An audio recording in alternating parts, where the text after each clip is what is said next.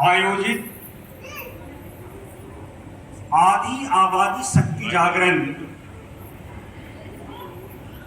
जो पूज्य तपस्वी जगजीवन जी महाराज सरस्वती विद्या मंदिर हसनपुर राजगीर के द्वारा संचालित ग्राम विकास योजना जो क्रमशः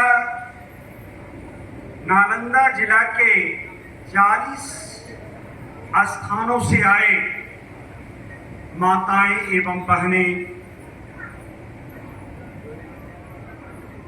यह विशेष अवसर है। आज मोहिनी एकादशी है।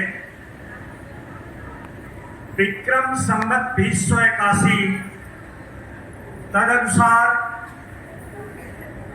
19 मई 2024 एक बार इस अवसर पर भगवान विष्णु को याद करते हुए मैं अपने बीच मंचस्थ अधिकारी वृंद का परिचय कराऊंगा। गोविंद हरे मुरारे हे नाथ नारायण वासुदेव। हे कृष्ण गोविंद। आप सबों के समक्ष सबसे बीच में विद्या भारती की मातृ संस्था राष्ट्रीय स्वयंसेवक संघ, उसके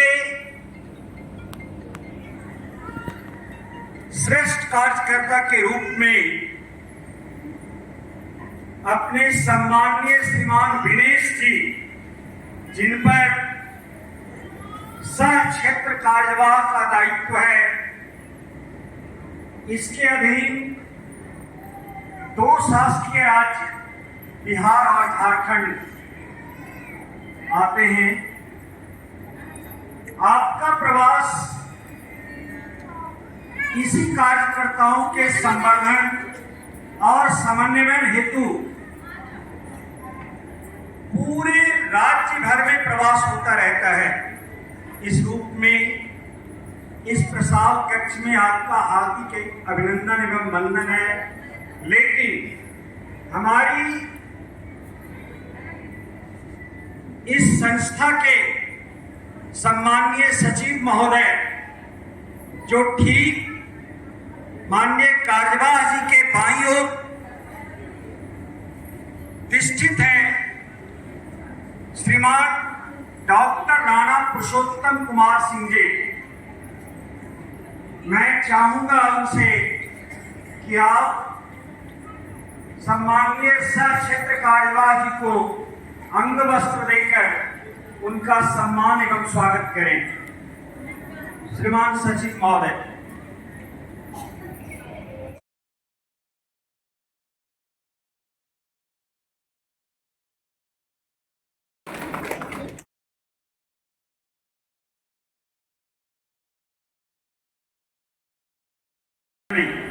जिनकी प्रेरणा से आप सभी कार्यरत हैं, आप इस विद्यालय के प्रधानाचार्य श्रीमान अमरेश कुमार जी,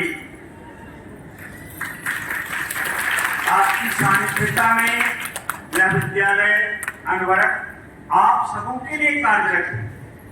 क्योंकि भारत की आत्मा गांव में बसती है और आदि आबादी के इस संवर्धन में गृहिणी के नाते केवल आप उपस्थित नहीं हैं, बल्कि आपकी शक्ति है। हम लोग हर समय कहते रहते हैं, यत्र नार्यस्तु पूज्यन्ते रमन्ते तत्र देवता। जहां नारियों की पूजा होती है, देवताओं का वही वास होता है। मैं सम्माननीय प्रधानाचार्य महोदय से आग्रह करूंगा, इस सचिव महोदय को अंग वस्त्र देकर उनका स्वागत एवं सम्मान करें। हम राष्ट्रीय स्वयंसेवक संघ के मान्यवर क्षेत्र सहकारवा है और इस नाते से हम सबों का मार्गदर्शन करते हैं। तो मैं आपसे आग्रह करूंगा कि आप आए और हमारी माताओं और बहनों को का मार्गदर्शन करें। मान्यवर विदेश से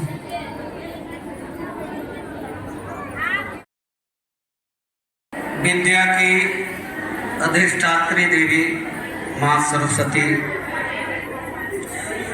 आज इस परिसर में मंचासीन ऐसे अभी यहाँ पर नहीं है।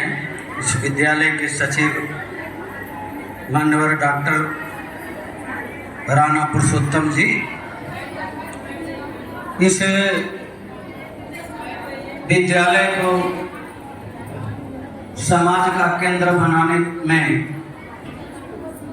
प्रयत्नरत व्यक्ति में शिक्षा का अलग जगाने में ऐसे स्वयं को समाहित किए हुए इस विद्यालय के विद्या मंदिर के प्रधानाचार्य श्रीमान नरेश जी,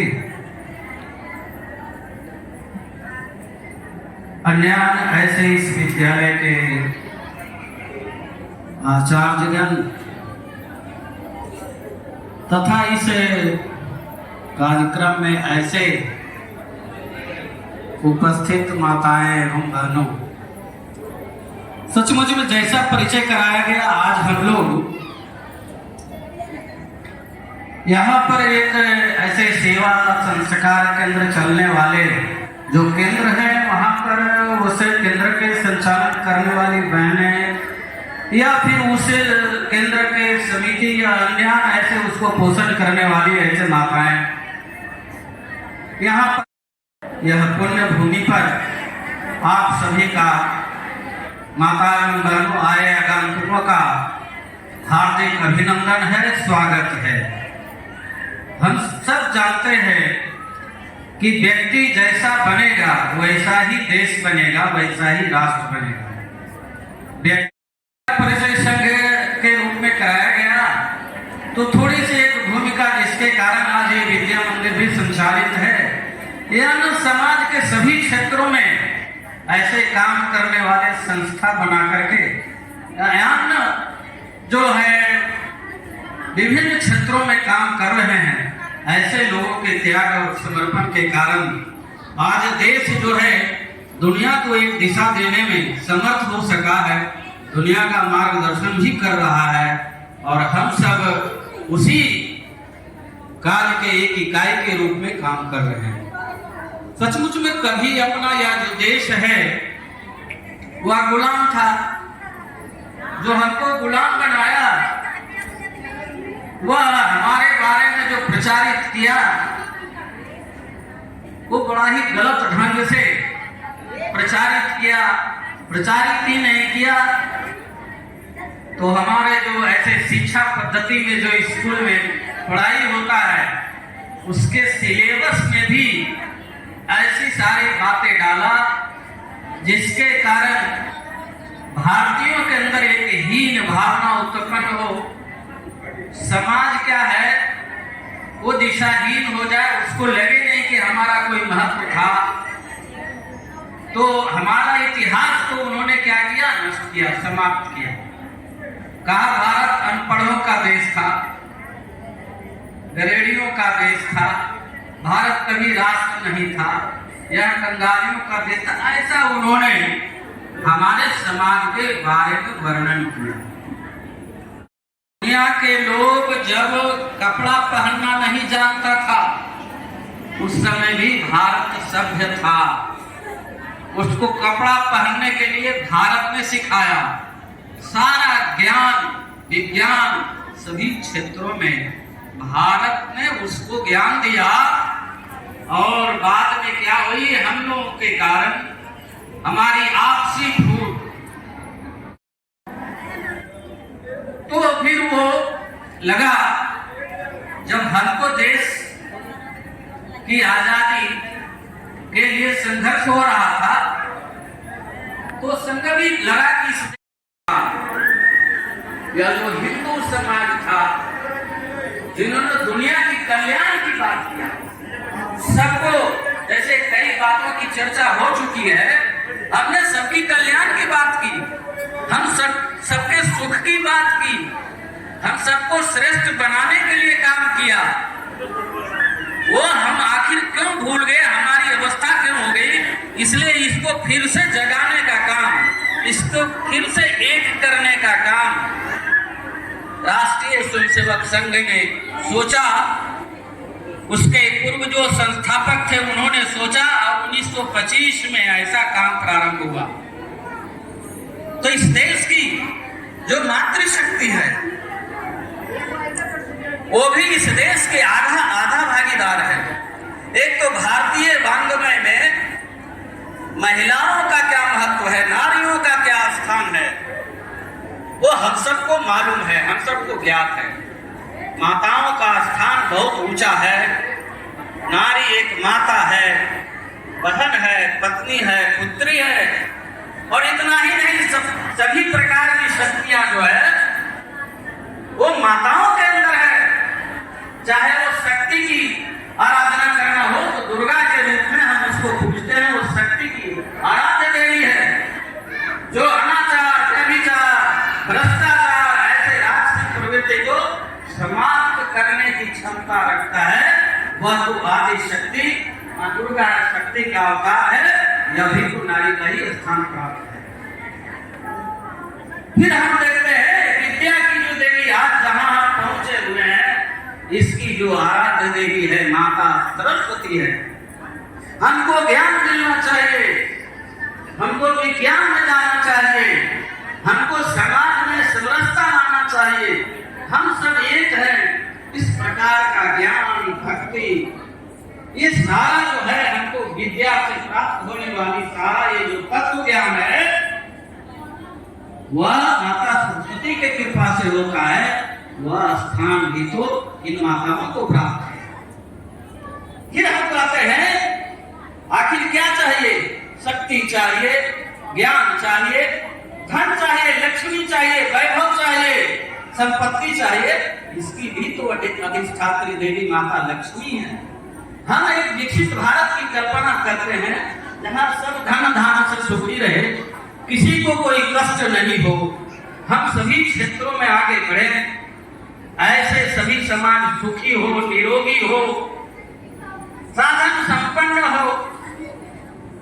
यह स्थान भी इन माताओं को ही प्राप्त है। तो ऐसा विलक्षण ये है हमारे भारतीय वाङ्मय में इन माताओं का स्थान है। इसके बिना देश अधूरा है।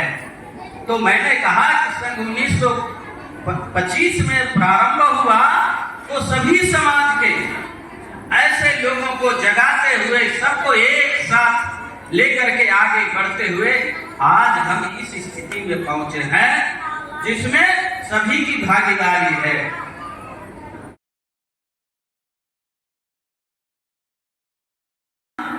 किसी भी विपत्ति में पड़ते हैं तो हम घर का दरवाजा खटखटाते हैं, तो वह भी हमारा जो स्वागत करने वाले, जो हमारी चिंता करने वाली, वो तो माता ही है। उन्हीं बंधु की माताएं, भगनी है जो हमारे शाखा में आते हैं। इसलिए वो यहाँ कर रहे हैं, वहां घर में कर रहे हैं। बिना दोनों के मिले देश का विकास नहीं हो सकता है। इसलिए यह जो बीच में के कालखंडों में हमारे अंदर जो भेद उत्पन्न किया गया, इसलिए मातृशक्ति, लेकिन हमारे अंदर भारतवर्ष में जो उसके कारण दुर्व्यवस्था निर्माण हुई, जो हमारे अंदर कुव्यवस्था, कुछ रूढ़िवादिता और फिर जो छुआछूत भेदभाव उन्होंने जो उत्पन्न किया समाज में, उसका शिकार हो गए। अभी हम लोग को लगता है कि बहुत गर्मी है, बाहर जा रहे हैं, लेकिन आपको मालूम होना चाहिए कि इस देश को तोड़ने के लिए, इस जो मूल समाज है, जो माताएं खास करके हैं, उसको प्रभावित करने के लिए ठंडे प्रदेशों से, इंग्लैंड से, अमेरिका से आकर के, और हमारे जो गर्म प्रदेश है, गर्म स्थान है, पहाड़ियों के बीच, जंगलों के बीच जा करके वह हिंदू समाज कैसे ईसाई बन जाए, कैसे मुसलमान बन जाए, इस प्रकार से सारे प्रयत्न, वो ठंडा प्रदेश का व्यक्ति इस चिलचिलाती धूप में अपना धर्म का प्रचार करने के लिए, बढ़ाने के लिए और हमारी संख्या को कम करने के लिए, हमको तोड़ने के लिए वो काम कर रहा है इस गर्मी में, जबकि गर्मी बर्दाश्त उसको नहीं होता, बिल्कुल ठंडा स्थान है। हम लोग को तो ऐसा समय आता है कि वो जब देश की बात आती है तो सब भूल जाता है क्या गर्मी है, क्या ठंडा है। उसको लगता है हमारा धर्म का प्रसार होना चाहिए, हमारी संख्या बढ़नी चाहिए, ताकि उस संख्या के आधार पर हम फिर से यहाँ पर इस देश को गुलाम बना सकें। तो प्राचीन काल में जैसे अपने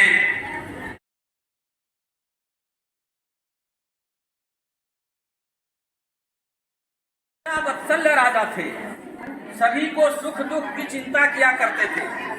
रात में वह अकेले या शाम में किसी चौक चौराहे पर जाकर वह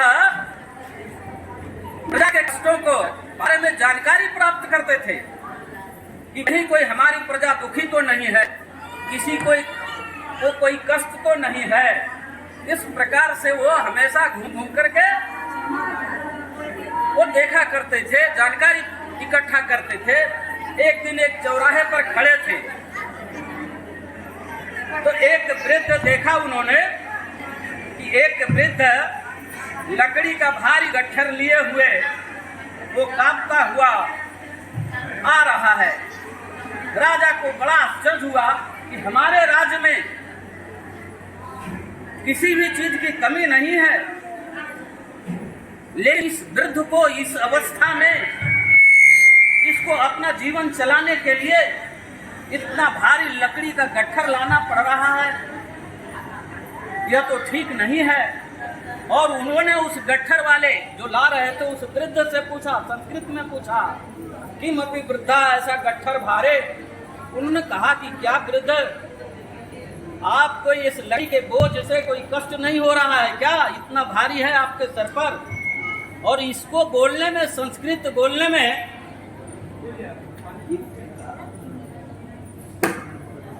उसको संस्कृत बोलने में राजा को थोड़ी अशुद्धि हो गई।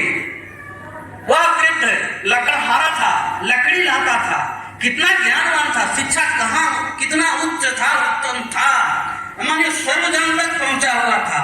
वो लकड़हारा बोलता है, जिसको हम लोग समझेंगे कि तुम मजदूरी करता है, जन्मजात लकड़ी लाने का काम करता है, विद्यालय नहीं गया होगा। लेकिन वह बोलता है, नहीं राजा, हमको इस लकड़ी के भार से कोई कष्ट नहीं है, लेकिन हमको उससे ज्यादा कष्ट तो कब हुआ। वह पहचान गया राजा की आवाज, वो कहा उससे ज्यादा तो कष्ट हमको तब हुआ जब आपने संस्कृत में गलत उच्चारण कर दिया। जब हमारा राजा अशुद्ध बोल सकता है तो प्रजा के अंदर क्या संदेश जाएगा? कि आपका गलत बोलने से हमको जितना कष्ट हुआ उतना इस लकड़ी के बोझ से कष्ट नहीं हुआ। तो कितना शिक्षित समाज था, एक जन जन की एक चिंता करता था यह देश। ठीक इसी प्रकार से संघ की स्थापना काल से फिर लगा कि सभी क्षेत्रों में जो एक भ्रम फैलाया गया है, हमारी शिक्षा पद्धति को नष्ट किया गया है, समाप्त किया गया है, सिलेबस से हटा दिया गया है हमारे प्रसाद के अंदर। उस सिलेबस में क्या क्या डाला गया इतिहास में हम सब पढ़े, ऐसे यहाँ पर बुद्धिजीवी वर्ग भी हैं, क्या पढ़ते हैं? लोधी वंश, मुगल वंश, इस प्रकार से सब वंशों का वो पढ़ते हैं। आखिर भारतीय वंश परंपरा कभी दुनिया का दिशा दिया था, उसका कोई वंश परंपरा है कि नहीं है? उसकी भी हमको काम करना है। जो सही ज्ञान है, जो सही इतिहास है, वो हम सबके सामने आना चाहिए। हमारा भाई कितना पुरुषार्थी था, हमारे पिता कितना ज्ञानी थे, हमारा पुत्र कैसा यशस्वी हुआ, इसके बारे में जब जानकारी होगी तभी तो सभी माताओं बहनों को गर्व होगा अपने पुत्रों पर, अपने पतियों पर, अपने समाज में रहने वाले बंधुओं पर, तभी तो गर्व होगा कि नहीं हमारे भाई ऐसा था, हमारे पति ऐसे पुरुषार्थी थे, ऐसे ज्ञानी थे, जो दूसरे के लिए जिया, जो देश के लिए जिया, जो धर्म के लिए जिया, जो इस समाज को बचाने के लिए जिया, इस देश की संस्कृति और सभ्यता के लिए काम किया।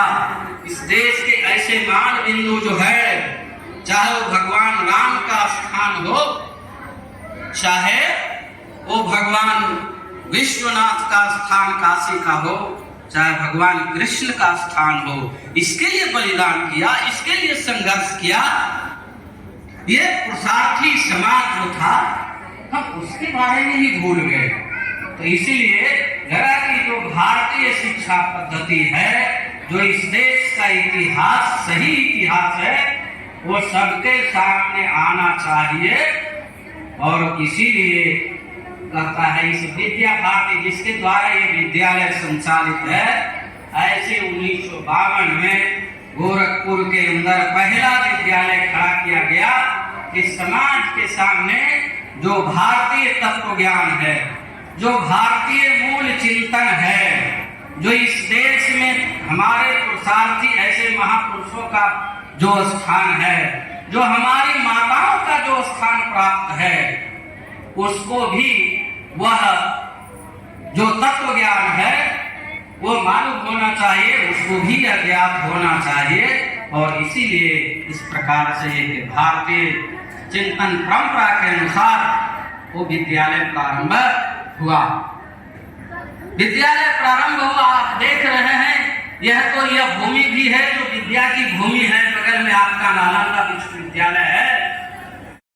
उठ करके बड़े बड़े लोग आते थे, यही आपकी भूमि में बैठ करके साधना करके तपस्या करके ज्ञान ले जाते थे विदेशों के अंदर। वह भूमि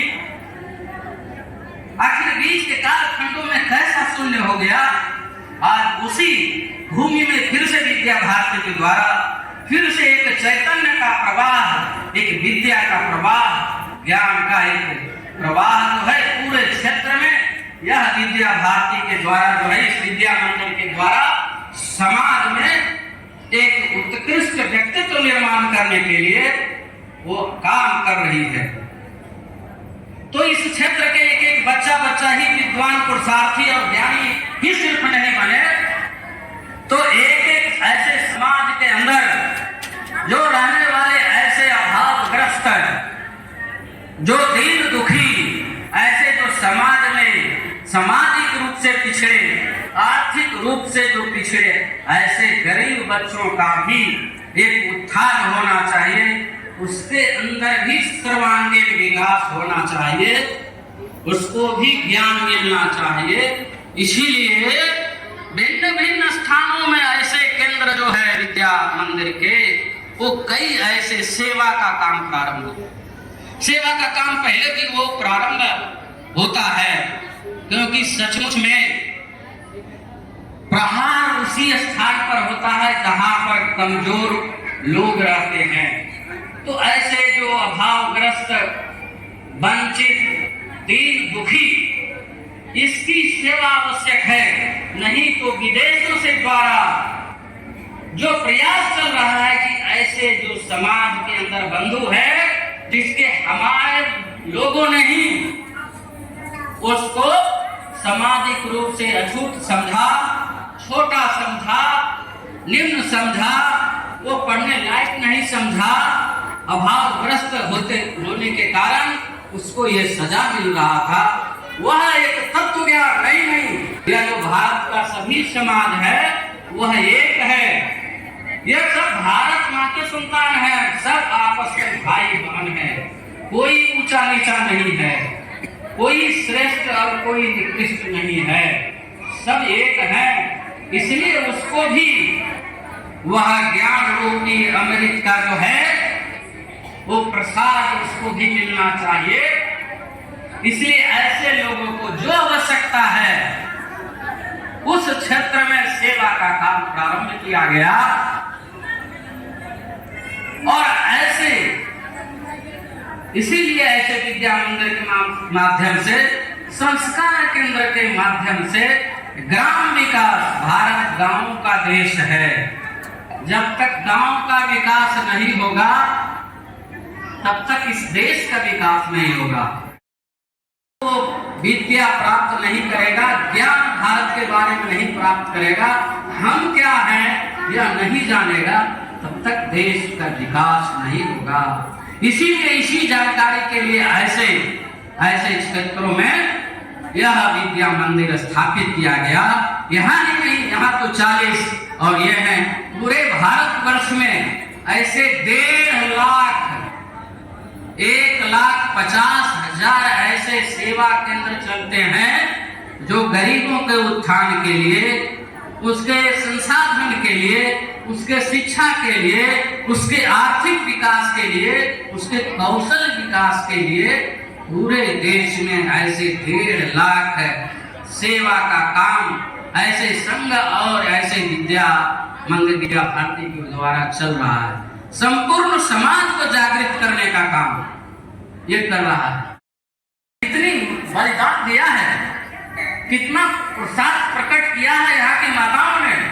जब हम देखते हैं कि जब अंग्रेजों का राज था, हमको शिक्षा का अधिकार नहीं दिया था और खास करके जो वंचित था, दलित था और महिलाओं का तो स्कूल जाना ही निषेध था, उस परिस्थिति में भी 1848 ईस्वी में ऐसे सावित्रीबाई फूले, ऐसे उनके पति ज्योतिबा फूले थे, उनके प्रयत्न से 1848 में प्रथम बालिका विद्यालय स्थापित किया गया। लड़कियों को शिक्षा के लिए पहला विद्यालय खड़ा किया गया। क्या थी परिस्थिति उस समय? महिलाओं को शिक्षा देने का अधिकार ही नहीं था, पढ़ने विद्यालय जाने का अधिकार ही नहीं था, वह दे नहीं रहा था। अंग्रेजों का अत्याचार था और कितना विरोध हुआ उस महिला का, सावित्रीबाई फूले का, कि जब वह ऐसे पढ़ाने के लिए स्कूल जाती थी ऐसे बच्चों को लेकर के जो अभावग्रस्त था, जो वंचित था, जो दलित था, जिसको समाज में बैठने का अधिकार नहीं देता था, उन बच्चों को एकत्र करके वह प्रारंभ की विद्यालय और विद्यालय जाने में कितना कष्ट और कितना संघर्ष झेलना पड़ा, कितना अपमान झेलना पड़ा, हम लोग समझ सकते हैं। हम लोग को तो कुछ नहीं ऐसा अपमान झेलना पड़ रहा है।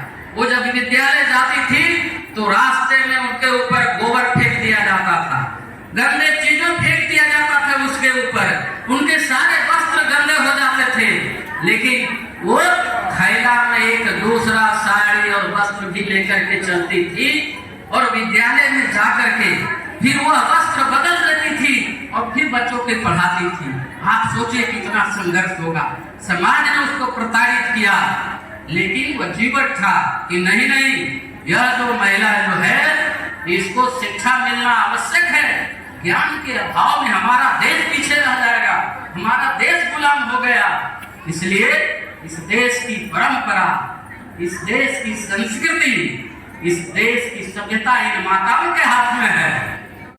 करके जो समाज के ऐसे पिछड़े बंधु हैं,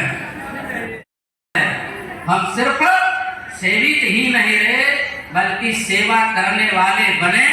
यह हमको अपने बच्चों के अंदर संस्कार देना है, अपने बच्चों के अंदर संस्कार देना है। आज देश में किस प्रकार की स्थिति है, कितना अघोषित आक्रमण देश के ऊपर हो रहा है, लव जिहाद चल रहा है, हमारी हिंदू बहनों को मुसलमान बहला पुतला करके ले जाता है, हमारी संख्या को घटाता है, हमको अपमानित करता है, अपने ही घर में अपने ही देश में हमको लज्जित करता है, हमारा सर सर्व से झुक जाता है। उसको चिता में जल करके भस्म हो गई, लेकिन स्पर्श करने नहीं दिया। हम उस देश की नारी हैं, हम उस देश की मातृशक्ति हैं। इसलिए हमारे अंदर, हमारे परिवार में हमारे बच्चे बच्चियां कैसा होना चाहिए, यह संस्कार भी हमको देना है। तो यह जो भारत, यह तो श्रेष्ठ देश था जब ऐसे सावित्रीबाई फूले, अनेक ऐसे महापुरुष, चाहे लक्ष्मीबाई हो, चाहे दुर्गावती हो, चाहे अन्य ऐसे विदुषी महिलाएं हो, जो देश के लिए विद्या के क्षेत्र में भी काम किया है। इस देश को स्वतंत्र कराने के लिए भी संघर्ष किया है, तो हमारे पुत्र ऐसा होना चाहिए, ऐसा हमारे अंदर एक भाव जगना चाहिए। इसलिए सिर्फ हमारे अंदर सेवा केंद्र चले ये नहीं, हम भी चलाने वाले हों, हम भी संस्कार देने वाले हों, हमारे बच्चे आना भी चाहिए, बगल अगल के मोहल्ले के और भी जो नहीं आ रहा उसको भी जाना चाहिए, और समाज में इस विद्या का अलग जगाना चाहिए। ये हमारा महाभारत में जैसे बताया विदेशियों ने आक्रमण किया है, महाभारत का जब युद्ध होने वाला था तो माता कुंती के सामने प्रश्न आया कि क्या करना चाहिए। तो माता कुंती क्या बोली, हम लोग तो कुंती स्वरूपा यहाँ पर बैठे हैं। उन्होंने कही कि नहीं अब युद्ध होगा। क्यों होगा? उन्होंने कहा कि कौरवों ने बहुत अत्याचार किया, हमको वन वन भटकाया है, हमको हिस्सा देना तो दूर 5 गांव मांगे वह भी देने के लिए तैयार नहीं हुआ, तो हम अधिकार लेंगे, धर्म की स्थापना करेंगे, न्याय के लिए संघर्ष करेंगे। और माता कुंती बोलती है कि अब वो समझौता नहीं होगा, वह युद्ध होगा। और उन्होंने कही है छत्राणी जिस दिन के लिए पुत्र पैदा करती है वह समय आ गया है। वह पुत्र किस लिए पैदा करती है कि देश में धर्म की स्थापना हो, न्याय की स्थापना हो, सत्य की स्थापना हो, सबको अधिकार मिले, सब अपना कर्तव्य का पालन करें, सब इस प्रकार न्याय के रास्ते पर सब चले, कोई किसी पर अत्याचार नहीं करे। इसलिए तो पुत्र पैदा करती है, वो समय आ गया है।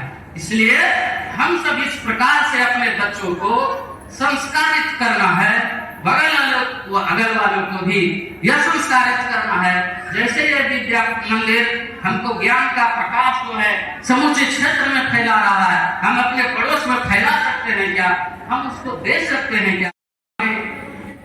मान्यवर राणा पुरुषोत्तम जी ने जी लोकतंत्र की बात की है, चुनाव का भी बात किया है, हमारे सर पर है।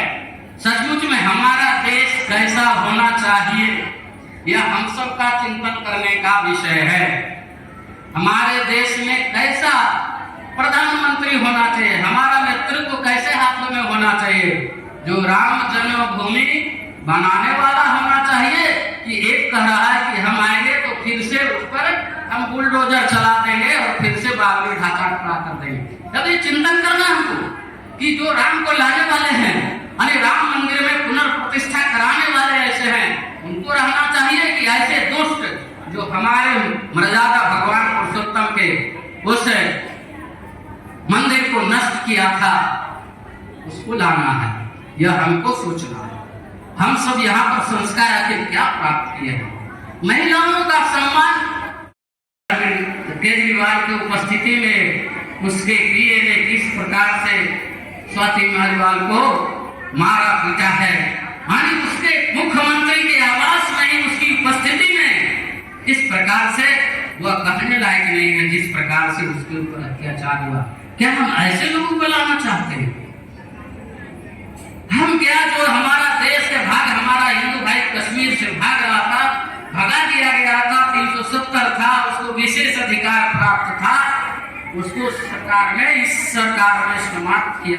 इस सरकार को नहीं लाना है, हमको फिर से यह जो सरकार है जो धर्म के लिए, न्याय के लिए, सबके अधिकार के लिए और भारत के विकास के लिए और इस महिलाओं के विकास के लिए, नीचे के पैदान पर खड़ा व्यक्ति के विकास के लिए, क्योंकि विकास की प्रक्रिया नीचे से प्रारंभ होती है, भ्रष्टाचार ऊपर से आती है, विकास की प्रक्रिया नीचे से प्रारंभ होती है। जब नीचे के पैदान पर खड़ा व्यक्ति, जब उसको अन्न, वस्त्र, आवास, चिकित्सा, ये सारा शिक्षा जब सब सुलभ हो जाता है तो हमको लगता है कि देश का विकास हो रहा है। इस प्रकार विकास के क्षेत्र में यह जो सरकार अग्रसर है, तो 1 तारीख को हमको इस सरकार को पुनः ऐसे यह जो सरकार है भारत की अभी वर्तमान, उसको फिर से लाना है। तो हमको ही सिर्फ नहीं देना, तो हमारे पड़ोस की बहनें हैं, हमारे आसपास के हैं, हमारे रिश्तेदार के हैं, हमारा संपर्क और परिचय का है, हम सब मिल करके ऐसे सरकार को जब हम करेंगे, हम सब समझते हैं वो जानने में कोई संकोच कर सकती है। इतनी शक्ति हमारे अंदर यह प्राप्त होना चाहिए इस भारत के ज्ञान से, ऐसे संस्कार केंद्रों से। तो इस प्रकार हम जब करेंगे तो जो लोकतंत्र का जो महापर्व है उसमें एक उत्सव का माहौल होना चाहिए और सभी में एक उत्साह। उस दिन हम भूखे क्यों नहीं रह जाए, लेकिन हमारा एक भी व्यक्ति छूटना नहीं चाहिए। इस प्रकार हम सब करेंगे, सबको साथ लेकर के, तब सब जो अपने प्रधानमंत्री ने व्यक्त किया है वो साकार होगा। आने वाला भविष्य भी भारत का स्वर्णिम होगा और भारत जो है दुनिया में फिर से जगत गुरु का स्थान भारत मां प्राप्त करेगी। वो दिखाई पड़ रहा है, हम आधा प्राप्त भी कर लिए हैं, उसमें हम सबका योगदान आवश्यक है। इसलिए उस पर्व को भी हम सब मिल करके उत्साह से मनाए। हमको लगता है आज इस विद्या के मंदिर में, इस विद्या भारती के द्वारा जो आयोजित ऐसे सेवा केंद्रों का जो कार्यक्रम है, तो हमने इस विद्या भारती में, इस विद्या मंदिर में जो सेवा का काम विभिन्न क्षेत्रों में जो प्रकल्प खड़ा किया है, संस्कार केंद्र खड़ा किया है, उसके कारण एक सामाजिक परिवर्तन का हुंकार उठना चाहिए और परिवर्तन दिखाई पड़ना चाहिए। तभी यह जो विद्या मंदिर जो है आपके लिए काम कर रही है, इनके कार्य सार्थक माना जाएगा। आज मैं आप सबों के बीच इतना ही कह करके मैं अपनी वाणी को विराम देता हूँ। जय हिंद, जय भारत, जय मातृ शक्ति।